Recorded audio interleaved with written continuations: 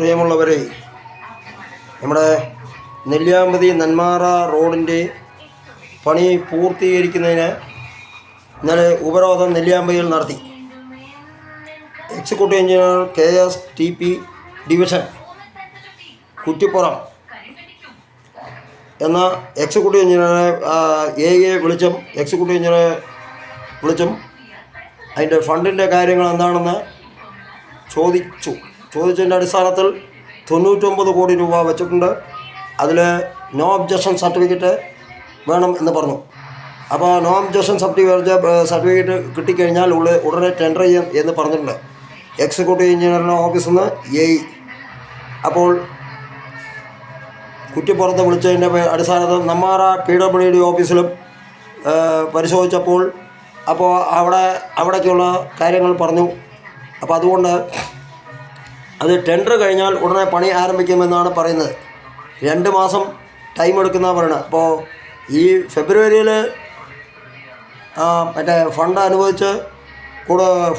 ബാങ്കിൽ നിന്ന് അനുവദിച്ച് കൊടുക്കുകയാണെങ്കിൽ അപ്പോൾ അത് ചെയ്യും എന്ന് പറഞ്ഞിട്ടുണ്ട്. അതുകൊണ്ട് നെല്ലിയാമ്പതിയിൽ നിന്നും ഏകദേശം നെന്മാറയിൽ 26 കിലോമീറ്ററാണ്. നെന്മാറ 26-27 കിലോമീറ്റർ ഉണ്ട്.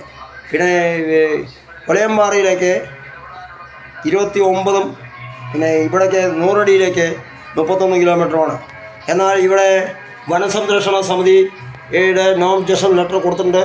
ഈ 99 വർഷം പാട്ടക്കരാർ കൊടുത്ത AB തോമസ് കമ്പനിയും ഈ ചന്ദ്രമല എസ്റ്റേറ്റും പിന്നെ നമ്മുടെ ഓറഞ്ച് ഫാമിലും ആണ് ഇപ്പോൾ റോഡിൻ്റെ വീതി കമ്മിയുള്ളത്.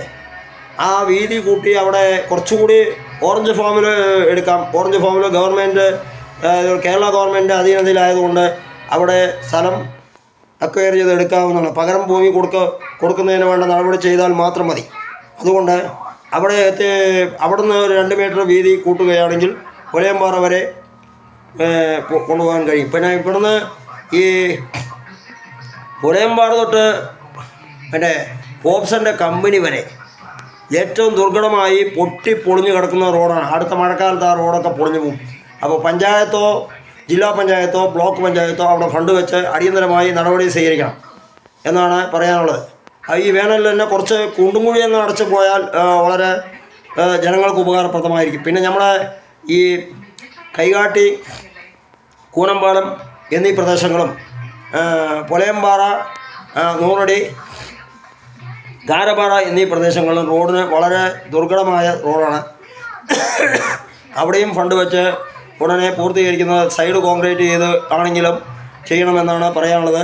ഇപ്പോൾ 6 ബസ് ഓടുന്നുണ്ട്, 2 ട്രാൻസ്പോർട്ടും 4 പ്രൈവറ്റ് ബസ്സും.